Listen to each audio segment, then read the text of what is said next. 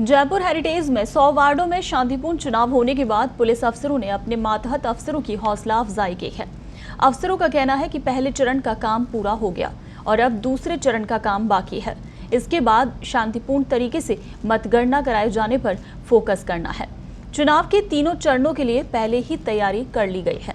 Commissionerate के अफसरों ने बताया कि 100 वार्ड में चुनाव पूर्ण कराने के बाद अब 1 नवंबर को 150 वार्ड में चुनाव कराए जाने हैं। इसके लिए थानों की पुलिस लाइन का जाब्ता, आरएसी का जाब्ता और होमगार्ड के जवानों को मिलाकर करीब 5000 से भी ज्यादा पुलिसकर्मियों की तैनाती की जानी है, ताकि चुनाव पूरी तरह से शांतिपूर्ण तरीके से हो। 2 दिन बाद होने वाले चुनाव से पहले ही संवेदनशील और अति संवेदनशील बूथ चुन लिए गए हैं। इन बूथों पर अतिरिक्त जाब्ता तैनात किया जाना है। बताया जा रहा है कि करीब 2000 बूथों पर ये चुनाव होना है और इनमें से करीब 350 बूथों को फिलहाल संवेदनशील और अति संवेदनशील की श्रेणी में रखा गया है। पहले चरण के चुनाव के बाद मतपेटियों को सुरक्षित रूप से कॉमर्स कॉलेज परिसर में रखवाया गया है। वहीं सीसीटीवी कैमरों की निगरानी के बीच कॉलेज के अंदर और बाहर 4 चरणों में पुलिस का पहरा लगाया गया है।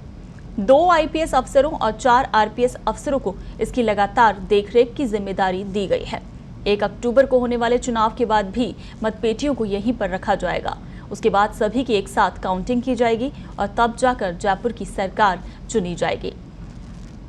चलिए, इस पूरी खबर पर ज्यादा जानकारी और अपडेट के लिए हमारे सहयोगी जयंत फोन लाइन पर हमारे साथ जुड़ गए हैं। जयंत, कल पहले चरण का चुनाव संपन्न हो गया है और मतपेटियों को जिस तरह से बताया जा रहा है सुरक्षित कॉमर्स कॉलेज पहुंचाया गया है, क्या कुछ अपडेट है? किस तरह की व्यवस्था वहाँ कॉमर्स कॉलेज में मतपेटियों को लेकर?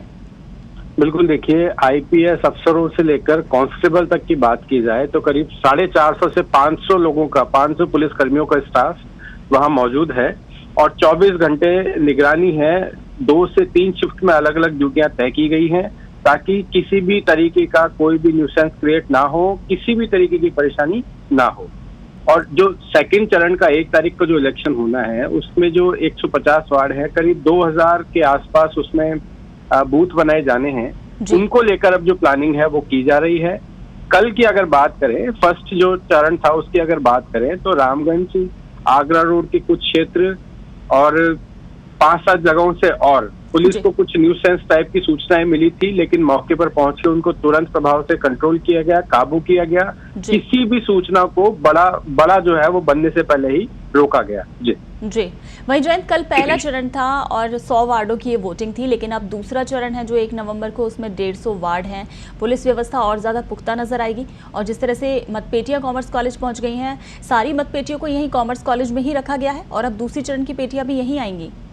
बिल्कुल, देखिए, सेकंड जो चरण है उसकी पेटियां भी यहीं आएंगी और पिछले चुनाव और इस चुनाव की अगर बात करें तो 91 वार्ड थे पिछले चुनाव में और अब जो है करीब 3 गुना वार्ड बढ़ गए हैं। तो जिम्मेदारी, परेशानी भी 3 गुना बढ़ गई है। सीमित है, कम जो संख्या जो है पुलिसकर्मियों की वो सीमित है, लेकिन बूथ ज्यादा बने हैं और चीजें ज्यादा है। प्रशासनिक अफसरों का काम भी बड़ा है और इसे लेकर प्लानिंग की है। पहला चरण अच्छा निकला है। जो कमिश्नरेट के अफसर हैं उन्होंने अपने पुलिसकर्मियों को और सबको यही कहा है कि पहले चरण में आपने अच्छा काम किया, इसके लिए बहुत बधाई आपको। सेकंड चरण में और जिम्मेदारियों का पालन करना है और तीसरा चरण जो है मतगणना के बाद, जो तीसरा चरण होगा मतगणना को लेकर, उसके बाद किसी भी तरीके का अगर कोई न्यूसेंस क्रिएट होता है, कुछ चीजें होती है, हंगामे होते हैं, उसको रोकना एक सबसे बड़ा चैलेंज होगा इन चुनावों में। जी बिल्कुल जयंत, इस तमाम जानकारी के लिए शुक्रिया। तो पुलिस के लिए भी काफ़ी चुनौतीपूर्ण रहने वाले हैं मतदान, क्योंकि कोरोना के बीच में मतदान हुआ है। हालांकि कल पहले चरण का मतदान शांतिपूर्ण तरीके से संपन्न हो गया है और सभी जो मतपेटियां हैं उन्हें कॉमर्स कॉलेज में भारी सुरक्षा बंदोबस्त के बीच में रखवाया गया है और अब दूसरे चरण की तैयारियां हैं। 1 नवंबर को दूसरे चरण की वोटिंग होगी और उन तमाम मतपेटियों को भी कॉमर्स कॉलेज में रखवाया जाएगा। उसके बाद 3 नवंबर को मतगणना सुबह 9 बजे शुरू हो जाएगी।